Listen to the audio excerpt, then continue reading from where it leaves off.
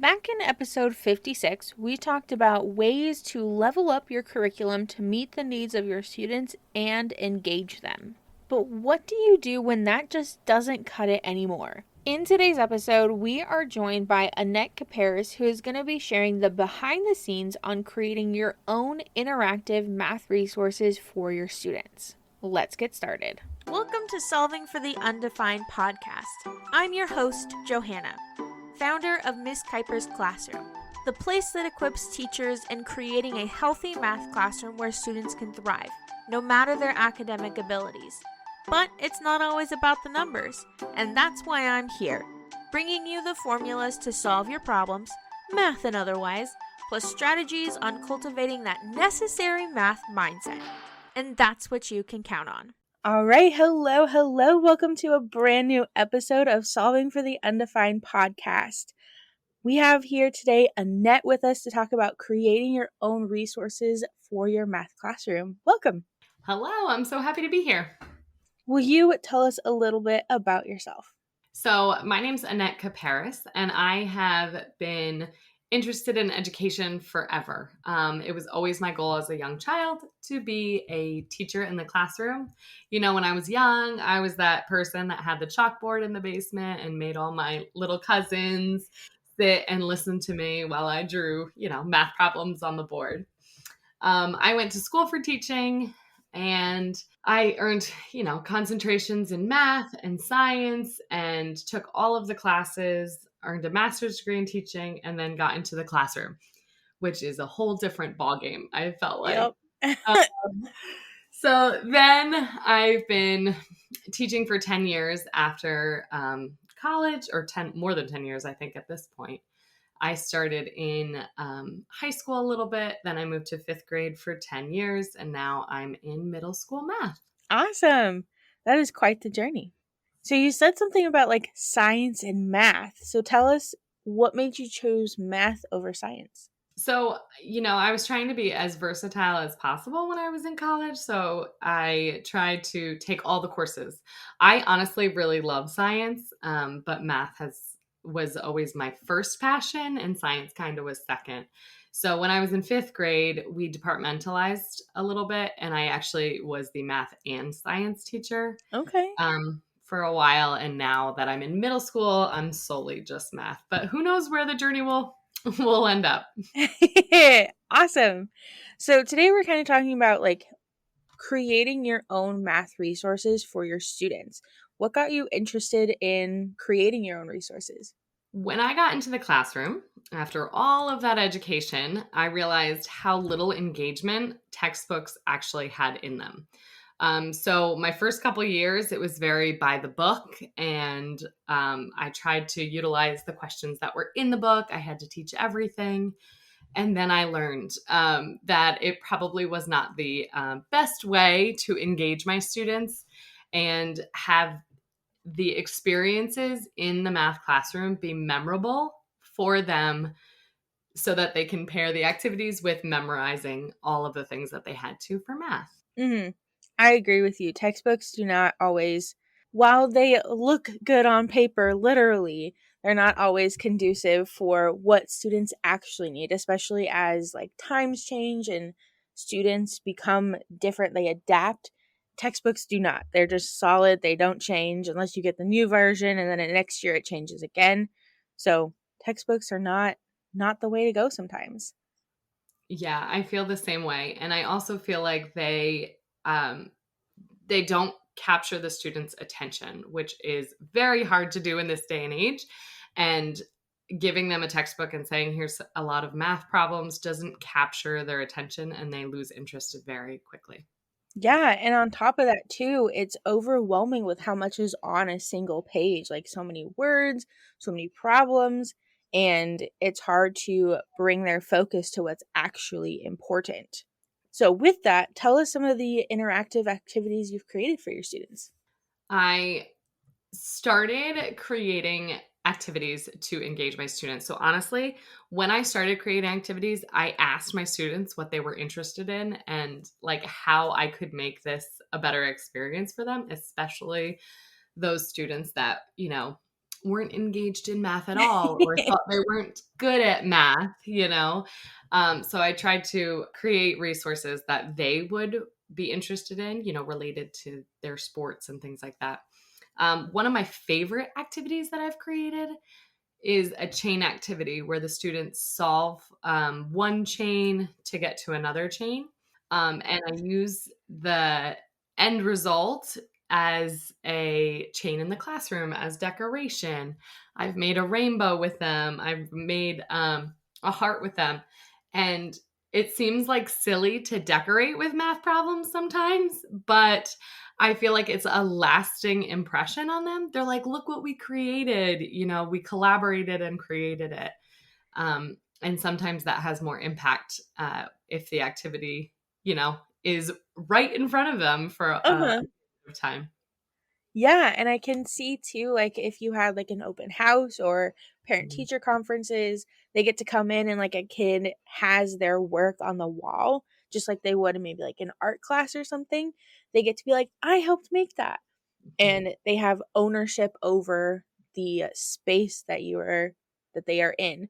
They have ownership over like the decoration and everything because they were part of creating it. Right. And let's be real, it helps them, you know, as an observation comes in, this, you know, the principal, the vice principal's like, what is that? Why is that up there? And the students can immediately like recall the activity and explain why that is, you know, up on the wall or up decorated in the classroom. That's so cool. I saw on your Instagram recently the chain of hearts, like right? You use the chain to create like a heart decoration for Valentine's Day. Yes, I'm trying to have a multiple different activities, so I'm spreading them out throughout like January, February. But I combined them all to create a heart, stuck some hot glue on the wall and used their chains to create a heart and they're like, "Look," you know, it's so fun. That's awesome. So, what are some of the changes that you have seen in your students when they are using your creations or resources? Mhm. Honestly, when I started creating, I didn't realize the impact that it would make on my students. One huge one, I think I mentioned a little bit before, is just that students feel like they are seen when you create resources that relate to a topic that they are interested in. Um, so for example, I, you know, had students that were really passionate about basketball one year, and I created a whole like classroom transformation with simple activities to engage them. And it was seriously a memorable experience for them. And they talk about it all the time. They're like, can we get the basketball hoops out? You know, which are, you know, Dollar Tree, what are they? Easter baskets, I think is what I used. So Uh-huh. they're dollar Easter baskets that they got to, you know, shoot hoops into and add integers. So they were still doing the math, but it engaged them in a different way. They come back, you know, the next year and they remember some of these activities. And I mean, that's what you want to do is create a lasting impression on the students. And that doesn't always happen in math class. So I feel like creating resources for them that appeal to their interests helps engage them beyond the textbook. Yeah. And I feel like you're going such against like the typical stereotype of what a math class is going to be like, where you're just sitting there lecturing, you do like 100 of the exact same problems when that's hopefully not the reality. And you are creating this like fun, engaging environment tailored to what students want it to be and helping them see the excitement that math can be and the potential that it has. And you're taking what American society sometimes portrays as dull and boring and making this a fun, engaging, exciting experience. I think that's so cool. Exactly. So, what are some of I know we've talked a little bit about it, but what are some more benefits of tailor making these activities for your students? Listen, they don't always have to relate to the topic that they're interested in, for example, but the benefits of for the teacher, right? We have to teach them math. That is my goal at the end of this. Yes, we can make it fun. but the end is they are practicing these math problems, and I'm utilizing the activities to have them practice in different ways. So they might be, matching pieces of a puzzle, but they still have to, on the whiteboard, complete the math problem in order to match those pieces. So I'm getting the practice in, and honestly, they do more math problems with these activities than they would if they were doing a worksheet, because they would do 10 and be done, and some of these activities, the coloring activities, they have to complete 20 different problems in order to get to the fun part of coloring. So the benefits, honestly, are way more practice than they would be getting if they weren't doing these activities, for sure. And another huge benefit is collaboration. So usually they're partnered up in some of these activity, and they can be challenging, right?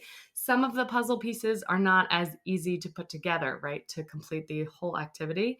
So they have to collaborate with their partner and persevere, right? In order to finish the actual activity, they are persevering through maybe a challenge, or, have to talk through problems in order to finish, versus if they don't understand a problem, they just raise their hand and say, I don't get this Mhm. one, or just get it wrong. They have to persevere to complete the activity. So they're getting some skills that they need for the outside academic or outside the academic world, like collaboration, communication, working with teammates. They're getting more than just math practice. It's an all-encompassing thing. Exactly. And I think it's even part of the standards, right? Math practice standards is collaboration and persevering. So it's not only a math skill, but also a life skill, for sure. Mhm.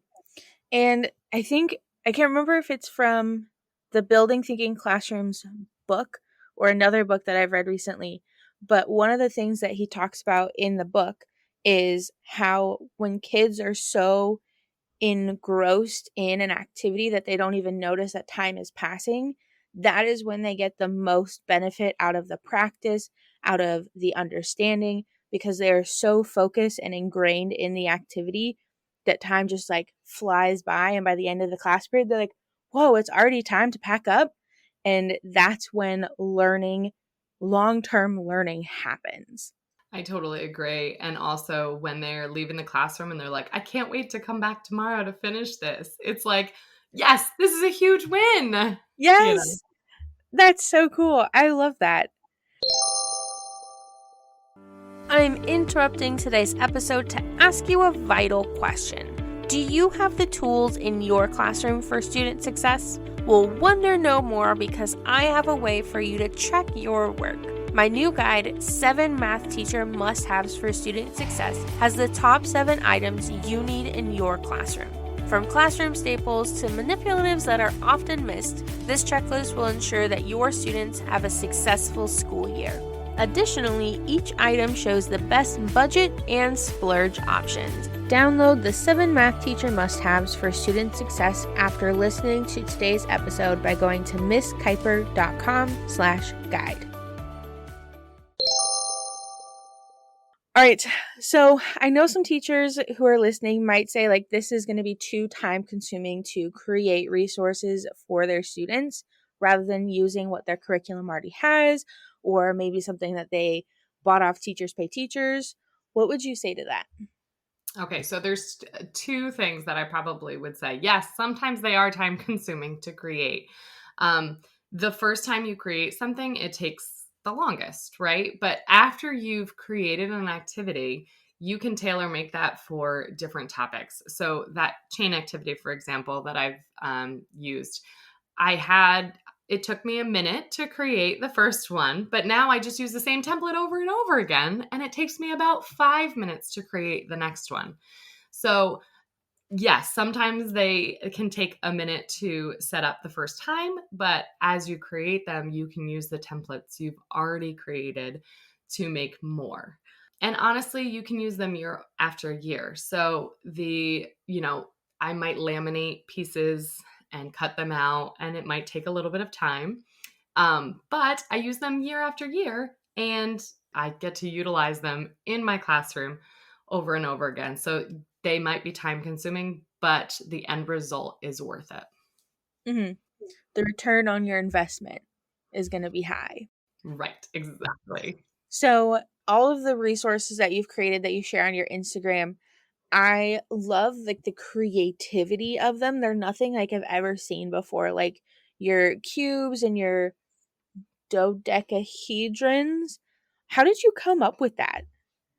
I saw that you could create a dodecahedron like on the internet, right? And I was like, well, why would I not make this for math class, right? I get inspiration from all different could be teaching, it could be origami, right? So I when I see something, I immediately start to think, how can I adapt this to the math class? Hmm. Because some of my students are artsy, right? Some of them are more creative and math might not be their passion. But the second you put a coloring activity or an origami ball in front of them, they're like, yes, we're doing this. Um, I've always been a creative person. Just in general, like I've loved to be crafty and create something from scratch. So to adapt that to the math classroom, I feel like is it puts my two passions together. Yeah, that's awesome. Being able to see something and be like, how can I create this a math way for students? Mm. So, with that, how can teachers get started if they decided that they want to start creating resources for their classroom?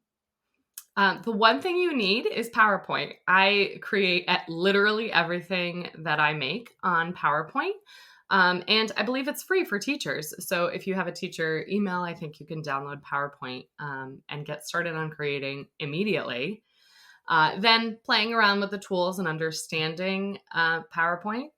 And I have some basic tutorials and things on my website on just, getting started and like looking at a blank page and how you can create something out of that blank page.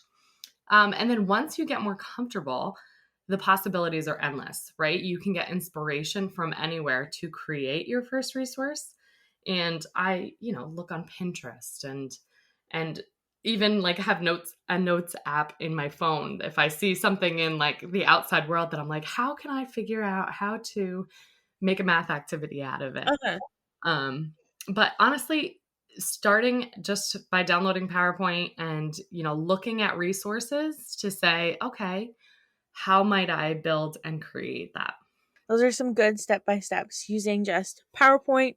And then once you have the basics, the possibilities are endless. And you've shown that with all of your creativity and in the activities that you talk about and that you have. Thank you. Appreciate that. Yeah. So, what are some resources that can help teachers learn more? I know you mentioned your website that has like tutorials. What else do you have, or what else? Tell us more.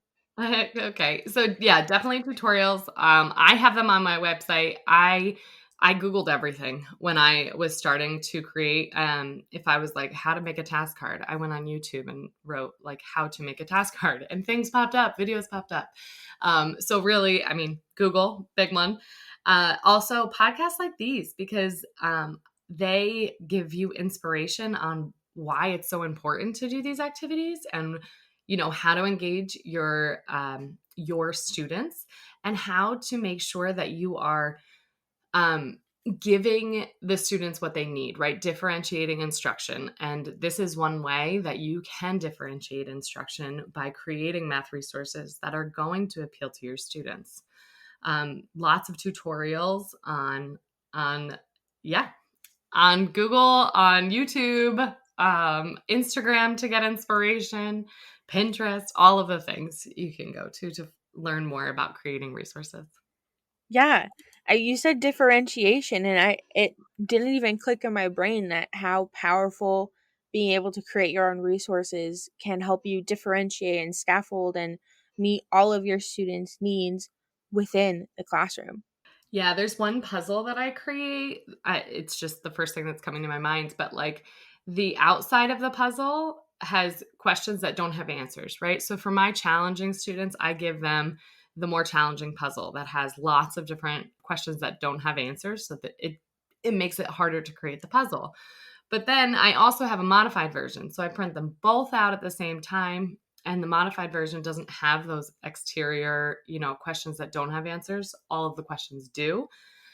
Anyway, so you print both of them out and the students don't feel like they are doing something totally different. They're still creating the same puzzle, and they're still engaged in their learning with that math station. That's awesome.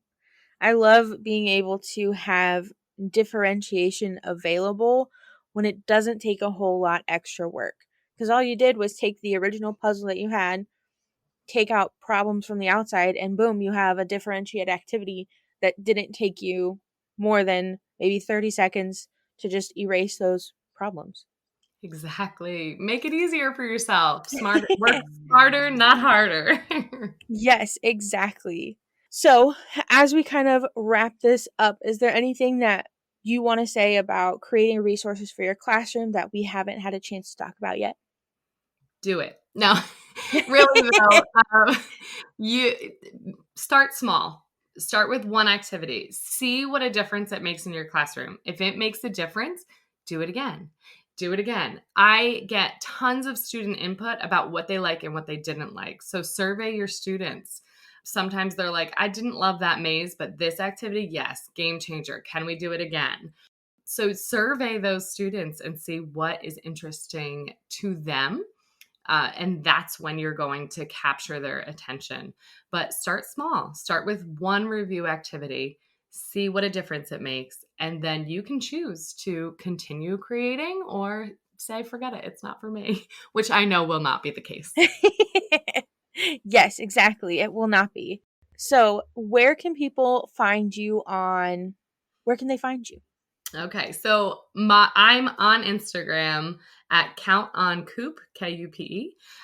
This is where I share what's inside my classroom, how I'm utilizing my resources, fun tidbits about my classroom.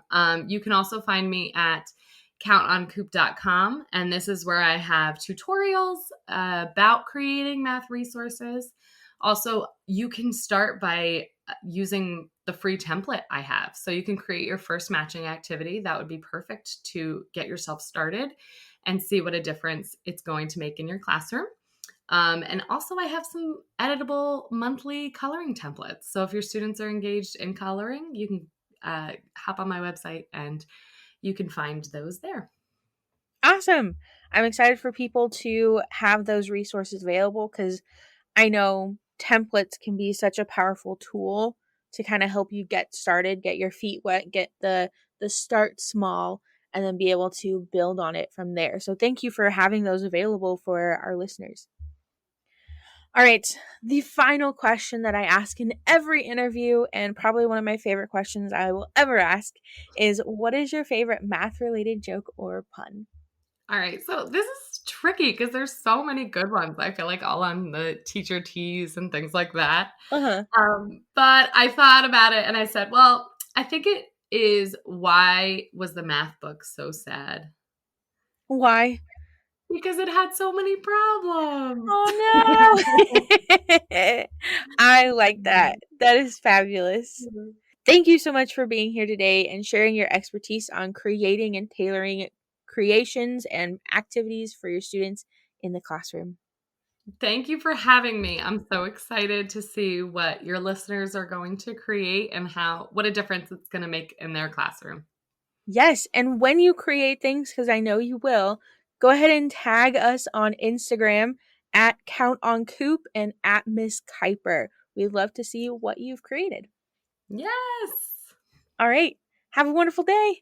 Bye. Bye. Thank you so much for tuning into today's episode.